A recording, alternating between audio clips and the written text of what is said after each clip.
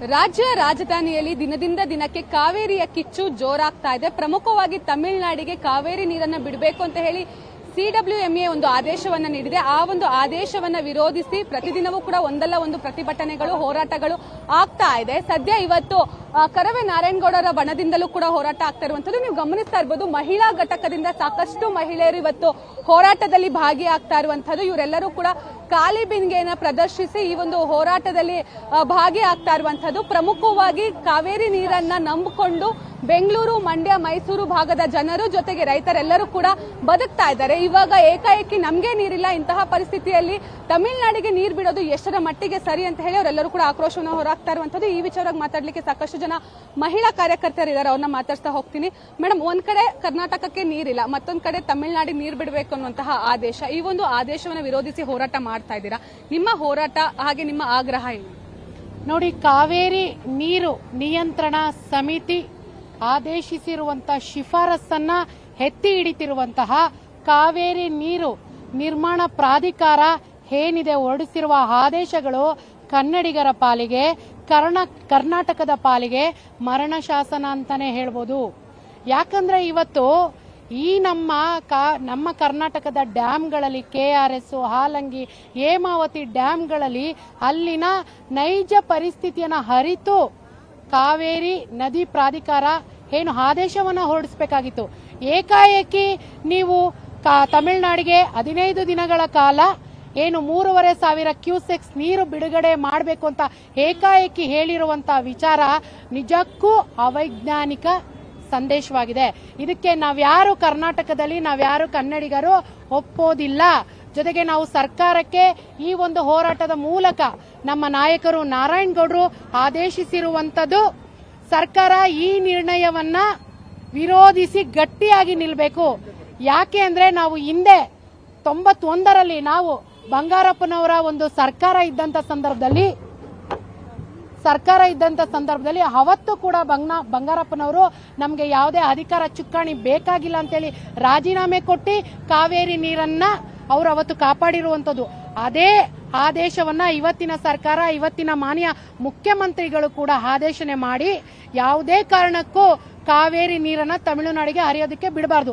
ಇವತ್ತು ನಮಗೆ ಕುಡಿಯೋದಕ್ಕೆ ನೀರಿಲ್ಲ, ನಮ್ಮ ರೈತರಿಗೆ ಬೆಳೆ ಬೆಳೆಯೋದಕ್ಕೆ ನೀರಿಲ್ಲ, ತಮಿಳುನಾಡಿಗೆ 2ನೇ ಬೆಳೆ ಬೆಳೆಯೋದಕ್ಕೆ ನೀರು ಕೊಡಬೇಕು ಅನ್ನೋದು ಇದು ಎಂತ ದುರಂತ ಅಂದ್ರೆ ಕನ್ನಡಿಗರ ಪಾಲಿಗೆ ನಿಜವಾಗಿಯೂ ಇದು ಅವೈಜ್ಞಾನಿಕ ಹೇಳಿಕೆ ಆಗಿದೆ.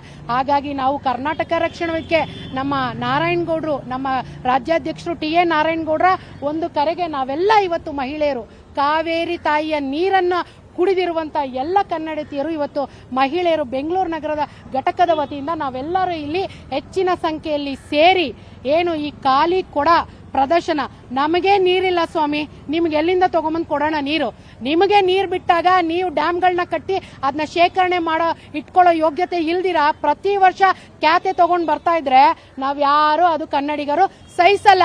ನಿಮಗೆ ಹೇಗೆ ನಿಮ್ಮ ನಾಡಲ್ಲಿ, ನಿಮಗೆ ಹೇಗೆ ನಿಮ್ಮ ಪಕ್ಷದವರು ನಿಮ್ಮ ವಿಚಾರವಾಗಿ ನಿಲ್ತಾರೋ ನಮಗೂ ಕೂಡ ಇವತ್ತು ನಂಬಿಕೆ ಇದೆ. ನಮ್ಮ ರಾಜ್ಯ ಸರ್ಕಾರ ಕೂಡ ಇವತ್ತು ನಮ್ಮ ಜೊತೆಗೆ ನಿಂತು ಕನ್ನಡಿಗರ ಧ್ವನಿಯಾಗಿ ನಿಲ್ಲುತ್ತೆ ಅನ್ನೋದು ನಮಗೆ ನಂಬಿಕೆ ಇದೆ. ಮೇಡಮ್, ನೀವೇನ್ ಹೇಳ್ತೀರಾ? ಪ್ರತಿ ಬಾರಿಯೂ ಕೂಡ ಕಾವೇರಿ ವಿಚಾರವಾಗಿ ನಾವು ಹೋರಾಟಗಳನ್ನ ಮಾಡ್ತಾನೆ ಇರ್ತೀವಿ, ಆದ್ರೆ ಎಲ್ಲೋ ಒಂದ್ ಕಡೆ ತಮಿಳುನಾಡಿನಿಂದ ಕರ್ನಾಟಕಕ್ಕೆ ಕಾವೇರಿ ವಿಚಾರವಾಗಿ ಸಾಕಷ್ಟು ಅನ್ಯಾಯ ಆಗ್ತಿದೆ, ಏನ್ ಹೇಳ್ತೀರಾ? ಮೇಡಮ್, ನಮ್ಮ ಕನ್ನಡ ಜನತೆಗೆ ನೀರಿಲ್ಲ. ಫಸ್ಟ್ ಆಫ್ ಆಲ್ ಇನ್ನು ತಮಿಳುನಾಡು ಜನತೆಗೆ ನಮ್ಮ ಡಿ ಕೆ ಶಿವಕುಮಾರ್ ಅವರು ನಾವು ಏನು ಸಪೋರ್ಟ್ ಮಾಡ್ತಿದಾರಂತ ಈ ತರ ಲೆವೆಲಲ್ಲಿ ಹೋಗ್ತಾ ಇದೀವಿ ಮೇಡಮ್. ನಿಜವಾಗ್ಲೂ ಇದು ಬಡ ಮಕ್ಕಳಿಗೆ ಆಗಲಿ, ಬಡ ರೈತರಿಗೆ ಆಗಲಿ ಬಹಳ ತೊಂದರೆ ಆಗ್ತಾ ಇದೆ ಮೇಡಮ್. ಅದಕ್ಕೋಸ್ಕರ ನಾವು ರಕ್ತ ಬೇಕಾದ್ರೂ ಚೆಲ್ತೀವಿ. ಕುಡಿಯೋ ನೀರು ಮಾತ್ರ, ಕಾವೇರಿ ನೀರು ಮಾತ್ರ ನಾವು ಕೊಡೋದಿಲ್ಲ. ಕಾವೇರಿಗೆ ನಾವು ಸಪೋರ್ಟ್ ಹೌದು. ನಾವು ಚಿಕ್ಕಂದಿನಿಂದ ಅನುಭವಿಸ್ತಾ ಇರೋದು ಅಂದ್ರೆ ಕರ್ನಾಟಕದ ಜನತೆ ಇದು ಒಂದೇ. ಅದೇನು ನಮ್ಮ ತಮಿಳುನಾಡು ಜನತೆಗೆ ಕರ್ನಾಟಕದ ಮೇಲೆ ಅದೇನ್ ದ್ವೇಷ ಇದೆಯೋ ಅಥವಾ ಏನ್ ಕಥೆನೋ ಏನೋ ಗೊತ್ತಿಲ್ಲ, ಇಲ್ಲಿವರೆಗೂ ಕೂಡ ದೌರ್ಜನ್ಯ ಮಾಡ್ತಾನೇ ಬಂದಿದ್ದಾರೆ. ನಮ್ಮ ಮುಖ್ಯಮಂತ್ರಿಗಳಿಗೆ ಗೊತ್ತಾಗುತ್ತಾ ಇಲ್ವೋ ಅಥವಾ ಏನ್ ಕಥೆನೇ ಗೊತ್ತಿಲ್ಲ. ಈಗ ಮೇಕೆದಾಟು ಯೋಜನೆ ಇದೆ, ಅದನ್ನಾದ್ರೂ ಕಂಪ್ಲೀಟ್ ಮಾಡ್ಲಿ. ಅಟ್ಲೀಸ್ಟ್ ಇವ್ರು ತಮಿಳುನಾಡಿಗೆ ನೀರ್ ಬಿಡ್ತೀನಿ ಅಂದ್ರೆ ಇದಾದ್ರೂ ಕಂಪ್ಲೀಟ್ ಮಾಡಬಹುದಲ್ಲ. ಕನ್ನಡ ಜನತೆಗೆ ನೀರಿಲ್ಲ. ಕನ್ನಂಬಾಡಿ ಕಟ್ಟೆ ತೋರಿಸಿದ್ರು ಅಷ್ಟೇ, ಎಲ್ಲಾನು ಅಟ್ಲೀಸ್ಟ್ ಕನ್ನಂಬಾಡಿ ಕಟ್ಟೆ ವರ್ಷಕ್ಕೊಂದ್ಸಲ ಆದ್ರೂ ಹೂಳು ತೆಗೆಸ್ತಾರ. ನೀರ್ ಇಲ್ದೇ ಇರುವಾಗಾದ್ರೂ ಹೂಳು ತೆಗೆಸಿದ್ರೆ ಅಟ್ಲೀಸ್ಟ್ ಜಾಸ್ತಿನಾದ್ರೂ ತುಂಬ್ಕೊಳ್ಳುತ್ತೆ. ಏನು ಮಾಡಿಫೈ ಮಾಡ್ತಾ ಇಲ್ಲ, ಬರೀ ನೀರ್ ಬಿಡ್ಬೇಕು. ನಮಗೆ ಇಲ್ಲಿ ವಾರಕ್ಕೊಂದ್ಸಲ ನೀರು, ಬೆಂಗಳೂರು ಜನ ನಾವು ವಾರಕ್ಕೊಂದ್ಸಲ 15 ದಿವಸಕ್ಕೊಂದ್ಸಲ ನೀರು ತಗೊಂಡ್ಬಿಟ್ಟು ನೀರು ಕುಡಿತಾ ಇರೋ ಪರಿಸ್ಥಿತಿ ನಮ್ದಿದೆ.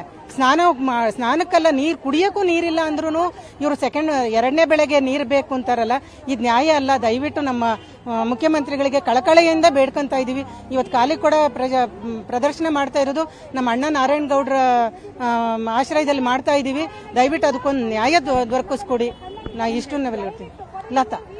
ಸೊ ಇದಿಷ್ಟು ಕಾರ್ಯಕರ್ತರು ಹೇಳ್ತಾ ಇರುವಂತದ್ದು. ನೀವು ಗಮನಿಸ್ತಾ ಇರ್ಬೋದು, ಸುಮಾರು 100ರಿಂದ 150 ಜನ ಮಹಿಳಾ ಘಟಕದ ಕಾರ್ಯಕರ್ತೆಯರು ಬಂದು ಅವರೆಲ್ಲರೂ ಕೂಡ ಆಗ್ರಹ ಮಾಡ್ತಾ ಇರೋದು ಒಂದೇ, ತಮಿಳುನಾಡಿಗೆ ವ್ಯವಸಾಯಕ್ಕೆ ಏನು ನೀರು ಬಿಡುವಂತಹ ಆದೇಶ ಆಗಿದೆ ಅದನ್ನ ಕೂಡಲೇ ನಿಲ್ಲಿಸಬೇಕು.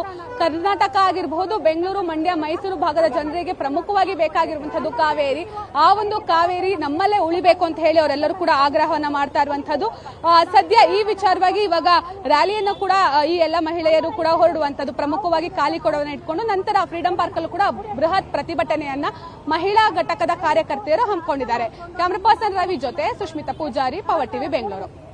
ನಾವು ನೀರು ಬಿಡಕ್ಕಾಗಲ್ಲ, ಯಾವುದೇ ಕಾರಣಕ್ಕೂ ನಾವು ನೀರು ಒಂದೇ ಒಂದು ಹನಿನೂ ಅವ್ರಿಗೆ ಬಿಡಕ್ ತಯಾರಿಲ್ಲ. ಆಲ್ರೆಡಿ ನಮ್ಮ ದೇಶದಲ್ಲೇ ಇವಾಗ ಊಟಕ್ಕೂ ಪರದಾಟದಂಥದ್ದು ಬಂದಿದೆ. ನಮಗೆ ಇವಾಗ ಅವ್ರಿಗೆ ನೀರು ಹೆಂಗ್ ಬಿಡಕ್ಕಾಗುತ್ತೆ ಹೇಳಿ? ಇವಾಗ ನಮಗೆ ಬೆಳೆ ಇಲ್ಲ ಅಂತದ್ರಲ್ಲಿ ಅವ್ರಿಗೆ ನೀರು ಬಿಡಕ್ಕಾಗುತ್ತಾ? ಯಾವ ಕಾರಣಕ್ಕೂ ವಿಜಯ್ ದಳಪತಿ ಅವ್ರಿಗೆ ಹೇಳೋದು, ನಾವು ಒಂದು ಹನಿನೂ ನೀರು ಬಿಡಕ್ ತಯಾರು ಇಲ್ಲ. ಬೇಕಾದ್ರೆ ಸಾಯ್ತಿ ಹೊರತು ನೀರು ಮಾತ್ರ ತಮಿಳ್ನಾಡಿಗೆ ಒಂದೇ ಒಂದು ಹನಿನೂ ಬಿಡಲ್ಲ. ಭಾಗ್ಯ. ನೀರು ಬಿಡುವಂತಹ ವಿಚಾರವಾಗಿ ಎಲ್ಲರೂ ಹೋರಾಟ ಮಾಡ್ತಾನೆ ಇದೀವಿ. ನಾವು ಚಿಕ್ಕ ವಯಸ್ಸಿನ ಹೋರಾಟ ಮಾಡ್ಕೊಂಡು ಬರ್ತಾ ಇರೋದು. ಏನ್ ಹೇಳ್ತೀರಾ, ಎಷ್ಟು ಅನ್ಯಾಯ ಆಗ್ತಾ ಇದೆ? ಇದು ನೀರು ಬಿಡೋದ್ರಿಂದ ಎಲ್ರಿಗೂ ತುಂಬಾ ಅನ್ಯಾಯ ಆಗ್ತಿದೆ. ಏಕೆ ಅಂತಂದ್ರೆ ಇದು ಅವಾಗಿಂದ ಅವ್ರು ನೀರು ಬಿಡಿ ಅಂತ ಕೇಳ್ತಾನೆ ಇದ್ದಾರೆ. ನಾವು ಬಿಡಲ್ಲ ಅಂದ್ರೂ ಅವರು ಬಂದು ಅದನ್ನ ಇದು ಮಾಡ್ತಾನೆ ಇದ್ದಾರೆ. ನಾವಂತೂ ನೀರು ಬಿಡಲ್ಲ. ಮೇಡಮ್ ಹೇಳಿ, ಏನ್ ಹೇಳ್ತೀರಾ? ಪರಿಹಾರಿಯೂ ಕೂಡ ಕರ್ನಾಟಕಕ್ಕೆ ಕಾವೇರಿ ವಿಚಾರದಲ್ಲಿ ಸಾಕಷ್ಟು ಹೋರಾಟ ಆಗ್ತಿದೆ. ಹೌದು ಮೇಡಮ್, ಜಯಲಲಿತಾ ಆಗಿರ್ಬೋದು, ಯೋಗ ವಿಜಯ್ ಆಗಿರ್ಬೋದು. ಹೌದು, ನಮ್ಗೆ ತುಂಬಾ ಅನ್ಯಾಯ ಆಗ್ತಾ ಇದೆ. ಕಾವೇರಿ ನಮ್ದು, ಕಾವೇರಿ ಒಂದು ಹನಿನೂ ನಾವು ಬಿಟ್ಕೊಡೋದಿಲ್ಲ. ನಮ್ಗೆ ಕುಡಿಯಕ್ ನೀರಿಲ್ಲ ಅಂದ್ಮೇಲೆ ನಾವೇನಕ್ಕೆ ಅವ್ರಿಗೆ ಬಿಟ್ಕೊಡ್ಬೇಕು? ಕಾವೇರಿನ ನಮ್ಮ ತಾಯಿ ಅಂತ ನಾವು ಅನ್ಕೊಂಡಿದೀವಿ. ನಮ್ಮ ತಾಯಿನ ನಾವು ಬೇರೆ ಮನೆಗೆ ಕಳಿಸಕ್ಕೆ ನಮ್ಗೆ ಇಷ್ಟ ಇಲ್ಲ. ನಾವು ನಮ್ಮ ಹತ್ರನೇ ಇಟ್ಕೊಂತೀವಿ. ನಾವು ಬಿಟ್ಕೊಡಲ್ಲ. ಇವಾಗ 13ನೇ ತಾರೀಕು ಕರ್ನಾಟಕ ಬಂದ್ಗೂ ಕೂಡ ಕರೆ ನೀಡಿದ್ದಾರೆ. ಆ ಬಂದಿಗೆ ನಿಮ್ಮ ಬೆಂಬಲ ಇದೆಯಾ? ಅದು ನಮ್ಮ ಬೆಂಬಲ ಇದೆ. ಉಷಾ ಅಂತ. ಒಂದು ಕಡೆಯಲ್ಲಿ ನಾರಾಯಣಗೌಡರು ಬೆಂಬಲ ಸೂಚಿಸ್ತಾ ಇಲ್ಲ, ಮತ್ತೊಂದು ಕಡೆಯಲ್ಲಿ ನೀವು ಅವರ ಘಟಕದವರಾಗಿರುವಂತದ್ದು ಕಾವೇರಿ ವಿಚಾರವಾಗಿ ನೀವು ಬಂದಿದ್ದೀರಿ. ನಾವು ಹೌದು ಬೆಂಬಲ ತೋರಿಸ್ತೀವಿ ಮೇಡಮ್. ಕಾವೇರಿ ನಮಗೆ ಇಲ್ಲ, ನೀರು ಏನ್ ಮಾಡಿದ್ರು ಇಲ್ಲ. ತಮಿಳ್ನಾಡಿಗೆಲ್ಲ ಅಲ್ಲಿ ನೀರು ಕೊಡಿ ಅಂತ ಇದ್ದಾರೆ. ಕಾವೇರಿ ವಾಟರ್ದಲ್ಲಿ ಅಲ್ಲ, ಬಾಡಿಗೆ ಮನೆಯಲ್ಲಿ ಇದ್ದೀವಿ ನಾವು. ಇಲ್ಲಿ 1000 ಬರ್ತೈತಿ. ಇವಾಗ ಅದು 13,000 ಬಂದಿದೆ ಮೇಡಮ್ ನಮಗೆ ಕಾವೇರಿ ವಾಟರ್. ಅಲ್ಲ, ತಮಿಳ್ನಾಡಿಗೆ ಇವಾಗ ಎಷ್ಟು CMC ಬಿಟ್ಟಿದ್ದಾರೆ, ಇಲ್ಲ ಅಂತ ನಾವೇನು ಹೇಳ್ತಾ ಇಲ್ಲ. ಇವಾಗ ತಿರ್ಗಾ ಇನ್ನೂ ಬಿಡಿ ಅಂತಂದ್ರೆ ಎಲ್ಲಿಂದ ಬಿಡ್ಬೇಕು? ನಮ್ಗೆ ಇಲ್ಲ, ಇಲ್ಲಿ ದುಡ್ಕೊಂಡ್ ತಿನ್ನೋರ್ಗೆ ಇಲ್ಲ. ರೈತರಿಗೆ ಏನ್ ಮಾಡ್ತಾ ಇದಾರೆ? ಎಲ್ಲ ಸಾಯ್ತಾ ಇದಾರೆ ಅಲ್ಲಿ ರೈತರು. ಆಮೇಲೆ ಈ ಪ್ರಾಣಿ ಪಕ್ಷಿಗಳಿಗೆ ನೀರೇ ಇಲ್ಲ. ಎಲ್ಲಂದ್ರೆ ಅಲ್ಲಿ ಕುಡ್ಕೊಂಡು ಅವು ಸಾಯ್ತಾ ಇದಾವೆ, ಏನೂ ಇಲ್ಲ. ಇವ್ರು ಇವಾಗ ವಿಜಯ್ ಅವರು ಇವಾಗ ಇಲ್ಲಿ ನೀರ್ ಬಿಡಿ ಅಂತ ಬಂದ್ರೆ ನಾವೇನ್ ಮಾಡ್ಬೇಕು? ಅಲ್ಲ, ನಮ್ಮ ಹೆಸರು ಜಯಂತಿ ಅಂತ. ಕಾವೇರಿ ವಿಚಾರವಾಗಿ ಇವತ್ತು ನಾರಾಯಣಗೌಡ ಅವರ ಮಹಿಳಾ ಘಟಕದಿಂದಾಗಿ ಬೃಹತ್ ಹೋರಾಟ ಆಗ್ತಾ ಇದೆ. ಪ್ರಮುಖವಾಗಿ ಮಹಿಳಾ ಘಟಕದವರೆಲ್ಲ ಕಾರ್ಯಕರ್ತೆಯರು ಕೂಡ ಕಾಲಿ ಬೀಂಗೆನೆ ಇಟ್ಕೊಂಡು ಈ ಒಂದು ಹೋರಾಟವನ್ನ ಮಾಡ್ತಾ ಇರುವಂತದ್ದು. ಪ್ರಮುಖವಾಗಿ ಗಾಂಧಿನಗರದ ನಾರಾಯಣಗೌಡ ಅವರ ಕಚೇರಿ ಏನಿದೆ, ಆ ಒಂದು ಕಚೇರಿಯಿಂದ ಫ್ರೀಡಂ ಪಾರ್ಕ್ ವರೆಗೂ ಕೂಡ ಕಾಲಿ ಕೊಡವನ್ನ ಇಟ್ಕೊಂಡು ಒಂದು ರ್ಯಾಲಿಯನ್ನ ಹೋಗ್ತಾ ಇರುವಂತದ್ದು ನೀವು ಗಮನಿಸ್ತಾ ಇರಬಹುದು. ಎಲ್ಲರೂ ಕೂಡ ಕಾಲಿ ಕೊಡನ್ನ ತಿರುಗಿಸಿ ನಮ್ಗೆ ಯಾವುದೇ ರೀತಿಯಲ್ಲೂ ಕೂಡ ನೀರಿಲ್ಲ.